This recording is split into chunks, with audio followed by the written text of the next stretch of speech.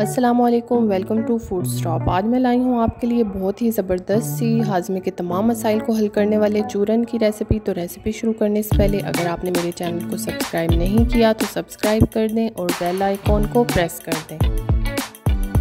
तो रेसिपी के लिए हमें चाहिए 1 टेबलस्पून ज़ीरा, 1 टेबलस्पून अजवाइन, 1 टेबलस्पून सौंफ, 1 टीस्पून काला नमक।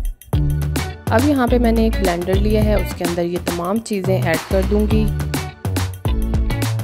क्वांटिटी का आपने ज़रूर ख्याल रखना है कि कोई चीज़ कम या ज़्यादा ना हो, इतनी ही मेजरमेंट से आपने बनानी है। बहुत ही ज़बरदस्त हाज़मे के लिए है, स्टमक के तमाम प्रॉब्लम्स को सॉल्व करती है। ना सिर्फ ये बड़ों के लिए बल्कि बच्चों के लिए भी बहुत ही अच्छी है। उनके पेट दर्द, कॉन्स्टिपेशन, किसी भी किस्म का प्रॉब्लम जो है वो सॉल्व करती है। बहुत ही खट्टे मीठे टेस्ट में है, बच्चे बड़े दोनों पसंद करेंगे। 1/4 टीस्पून बच्चों के लिए और 1/3 टीस्पून बड़ों के लिए पानी के साथ आप ये खा सकते हैं।